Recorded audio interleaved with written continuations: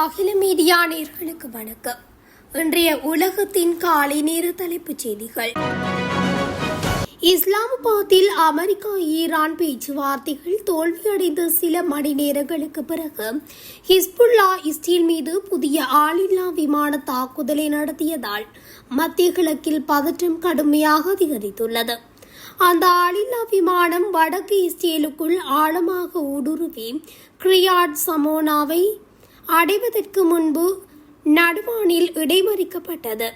இது குடியிருப்பாளர்களிடையே அபாய ஒலிகளையும் பீதியையும் ஏற்படுத்தியது. குடியிருப்பு பகுதிகளுக்கு மேல் ஒரு சக்தி வாய்ந்த வெடிப்பு நிகழ்வதை காட்டும் வியத்தகு காட்சிகள் இஸ்ரேலின் வடக்கு எல்லையில் வளர்ந்து வரும் அச்சுறுத்தலை அடிக்கோடிட்டு காட்டுகின்றன. இதற்கு பதிலடியாக இஸ்ரேல் லெபனான் முழுவதும் ஹிஸ்புல்லாவின் நிலைகள் மற்றும் உட்கட்டமைப்புகளை குறிவைத்து தாக்குதல்களை தீவிரப்படுத்தியுள்ளது. அமெரிக்காவுக்கும் ஈரானுக்கும் இடையிலான ராஜேந்திர உறவுகளை மீள கட்டியெழுப்புவதில் பாகிஸ்தான் ஆற்றியுள்ள பணி குறித்து சனோஃபர் நிறுவனத்தின் நிறைவேற்று பணிப்பாளர் ஹமர் சீமா கருத்து வெளியிட்டுள்ளார். அல் ஜசீரா ஊடகத்திற்கு வழங்கிய நேர்காணலின் போதே அவர் இதனை தெரிவித்துள்ளார். கடந்த தசாப்தத்தில் அமெரிக்கா மற்றும் ஈரானிடையே இடம்பெற்ற மிகவும் தீவிரமான ராஜதந்திர முயற்சிகளில் இதுவும் ஒன்று என ஹமர் சீமா குறிப்பிட்டுள்ளார். தற்போதைய பேச்சுவார்த்தைகளின் முடிவுகள் பாகிஸ்தானுக்கு ஏமாற்றத்தை அளித்திருந்தாலும் பாகிஸ்தான் தனது முயற்சியை ஒருபோதும் கைவிடாது என்றும் அவர் குறிப்பிட்டுள்ளார். ஈரானுக்கு இறுதி தீர்வொன்று முன்வைக்கப்பட்டுள்ளதாகவும் அது குறித்து ஈரானின் உயர்மட்ட தலைமைத்துவம் முடிவெடுக்க வேண்டியுள்ளதாகவும் அவர் தெரிவித்துள்ளார். மேலும் இரு தரப்பினரையும் பேச்சுவார்த்தை மேசைக்கு கொண்டு வருவதே பாகிஸ்தானின் முக்கிய பணியாக இருந்தது எனவும் இரு நாடுகளுக்கும் இடையிலான இடைவெளியை குறைத்து நம்பிக்கையை மீள கட்டியெழுப்பும் பணியை பாகிஸ்தான் செம்மையாக செய்துள்ளது என்று அவர் குறிப்பிட்டுள்ளார். இதற்காக சர்வதேச ரீதியில் பாகிஸ்தானுக்கு பாராட்டுகள் கிடைத்து வருவதுடன் இரு தரப்பினரும் பாகிஸ்தானை புகழ்ந்துள்ளனர். ஹைட்டி வரலாற்று கோட்டையில் நிகழ்ந்த கூட்ட நெரிசல் சம்பவத்தில் 30 பேர் வரை பலியாகியுள்ளனர். ஹைட்டி நாட்டின் வடக்கு பகுதியில் அமைந்துள்ள 19ஆம் நூற்றாண்டைச் சேர்ந்த சிட்டாடல் லாபெரியர் கோட்டையில் நடைபெற்ற கொண்டாட்டத்தின் போது ஏற்பட்ட கூட்ட நெரிசலை சிக்கி 30 பேர் வரை உயிரிழந்துள்ளனர். யுனெஸ்கோவின் நினைவு சின்னங்களில் ஒன்றான சிட்டாடல் லாபெரியரில் சனிக்கிழமை நடைபெற்ற ஆண்டு விழாவின் போது இந்த விபத்து ஏற்பட்டிருப்பது குறிப்பிடத்தக்கது. இந்த விபத்து சம்பவம் தொடர்பாக பாதுகாப்பு தலைவர் ஜோன் ஹெட்ரி பெட்டிட் வழங்கிய தகவலில் இந்த கூட்ட நெரிசல் விபத்தானது கோட்டை நுழைவாயில் பகுதியில் நடைபெற்றுள்ளது. அத்துடன் சம்பவ இடத்தில் பெய்த கனமழையும் அங்கிருந்த நிலைமையும் மேலும் மோசமாக்கி கூட்டத்தை கட்டுப்படுத்த முடியாமல் போனதாக தெரிவித்துள்ளார். சம்பவ இடத்தில் மீட்பணிகள் தொடர்ந்து நடைபெற்று வருவதால் உயிரிழப்புகள் மேலும் அதிகரிக்கக்கூடும். கூட்ட நெரிசல் விபத்து குறித்து அந்நாட்டின் பிரதமர் அலெக்ஸ் டிடியர் ஃபில்ஸ் ஜெய்ம் தனது ஆழ்ந்த இரங்கலை தெரிவித்துள்ளார். அயர்லாந்தின் ஷானன் விமான நிலையத்தில் சனிக்கிழமையன்று நிறுத்தப்பட்டிருந்த அமெரிக்க ராணுவ விமானத்தின் மீது ஏறிய ஒருவர் கோடாரியால் அதன் விமான உடற்பகுதியையும் இறக்கையையும் சேதப்படுத்திய நிலையில் கைது செய்யப்பட்டுள்ளார். அயர்லாந்து ஊடகங்களின்படி C-130 கெர்குலஸ் ராணுவ போக்குவரத்து விமானம் அமெரிக்காவின் கான்சாஸ் மாகாணத்தில் இருந்து புறப்பட்டு கனடாவில் நின்று வெள்ளிக்கிழமை அன்று அயர்லாந்தின் ஷானன் விமான நிலையத்தில் தரையிறங்கியது. சந்தேக நபர் விமான நிலையத்தின் சுற்றுவேலியை மீறி விமானம் நிறுத்தப்பட்டிருந்த பகுதிக்குள் நுழைந்து அதன் மீது ஏறி கோடரியால் தாக்கினார். இந்த சம்பவத்தால் ஆயுதமேந்திய காவல்துறையினர் தலையிடுவதற்கு முன்பு விமான நிலையத்தின் செயல்பாடுகள் சுமார் 30 நிமிடங்கள் நிறுத்தப்பட்டன. சந்தேக நபர் 40 வயது மதிக்கத்தக்கவர் என்றும் அவர் காவலில் வைக்கப்பட்டுள்ளதாகவும் விசாரணை நடைபெற்று வருவதாகவும் அயர்லாந்து காவல்துறை தெரிவித்துள்ளது. விமானம் கணிசமான சேதத்தை சந்தித்துள்ளதாக அதிகாரிகள் உறுதிப்படுத்தினர். கடந்த மே மாதம் முதல் ஷானன் விமான நிலையத்தில் உள்ள அமெரிக்க ராணுவ விமானங்கள் 3 தனித்தனி சம்பவங்களில் குறிவைக்கப்பட்டுள்ளன.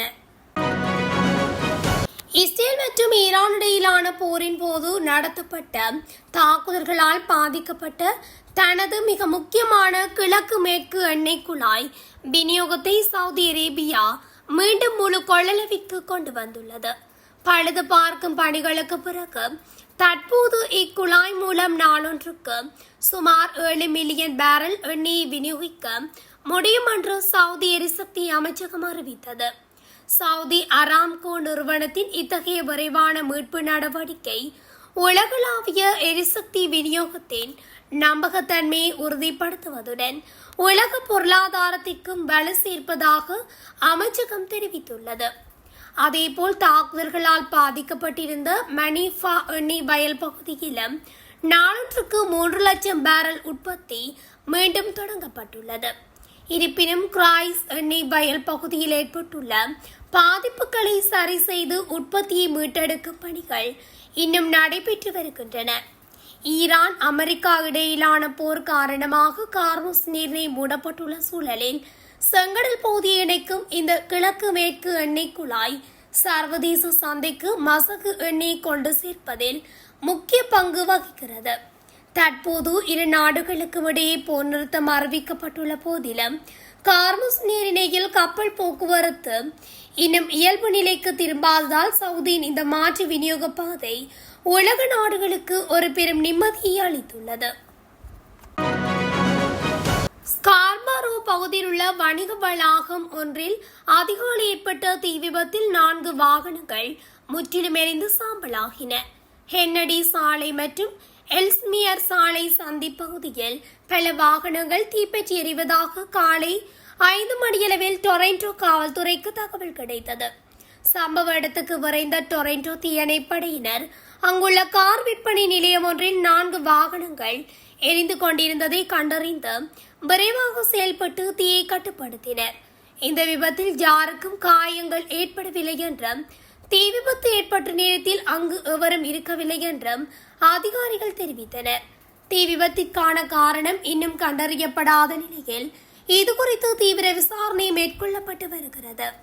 முன்னெச்சரிக்கை நடவடிக்கையாக ஒரு தீயணைப்பு வாகனம் கண்காணிப்பு பணியில் ஈடுபடுத்தப்பட்டுள்ளதோடு விசாரணையின் நிமித்தமாக கெனடி சாலையின் வடக்கு நோக்கிய பாதைகள் ஸ்டோப்ஸ்வேர் டிரைவ் பகுதியில் தற்காலிகமாக மூடப்பட்டுள்ளன.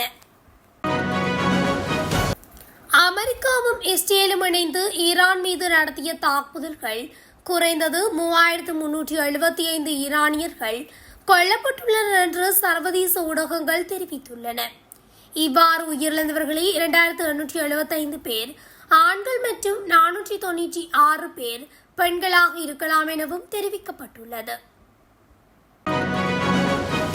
இஸ்லாமாபாத்தில் இடம்பெற்ற அமெரிக்கா ஈரான் இடையிலான பேச்சுவார்த்தைகள் உடன்பாடு எட்டப்படாத நிலையில் ரஷ்ய ஜனாதிபதி விளாடிமிர் புடின் ஈரான் ஜனாதிபதி மசூத் பெஸ்கியானுடன் தொலைபேசி ஊடாக கலந்துரையாடியுள்ளார். மத்திய கிழக்கில் சமாதானத்தை ஏற்படுத்துவதற்கு தேவையான உதவிகளை வழங்க ரஷ்யா தயாராக இருப்பதாக இதன்போது புடின் தெரிவித்துள்ளார். மத்திய கிழக்கு நிலவும் மோதல்களுக்கு அரசியல் மற்றும் ராஜேந்திர ரீதியிலான தீர்வுகளை காண்பதற்கு ரஷ்யா தனது ஒத்துழைப்பு வழங்கும் என்று புடின் உறுதியளித்துள்ளார். மத்திய கிழக்கில் நீதியான மற்றும் நிலையான சமாதானத்தை எட்டுவதற்கான முயற்சிகளை ரஷ்யா மத்தியஸ்தராக செயற்பட தயாராக இருப்பதை கிரெம்ளின் வெளியிட்டுள்ள அறிக்கையில் சுட்டிக்காட்டியுள்ளது. அமெரிக்காவுடனான பேச்சுவார்த்தையில் இழுபறி நிலை நீடிக்கும் சூழலில் ரஷ்ய ஜனாதிபதியின் இந்த அறிவிப்பு சர்வதேச மட்டத்தில் முக்கியத்துவம் வாய்ந்ததாக பார்க்கப்படுகிறது. ஈரானுக்கான தனது ஆதரவையும் ரஷ்யா வெளிப்படுத்தியுள்ளது. அமெரிக்காவும் ஈரானுக்கும் இடையிலான பேச்சுவார்த்தைகள் முறிந்ததை தொடர்ந்து ஈரானுடன் மீண்டும் ராணுவ மோதல் ஏற்பட வாய்ப்புள்ளதால் உயர் எச்சரிக்கை நிலையில் இருக்குமாறும் அதற்கு தயாராக இருக்குமாறும் இஸ்ரேலிய ராணுவ தலைமை தளபதி யால் ஜமீர் உத்தரவிட்டுள்ளார். இத்துடன் அகில மீடியாவின் இன்றைய உலகத்தின் காலை நேர தலைப்புச் செய்திகள் நிறைவடைகின்றன. தொடர்ச்சியாக செய்திகளை அறிந்து கொள்ள அகில மீடியா ஊடகத்துடன் இணைந்திருங்கள். நன்றி, வணக்கம்.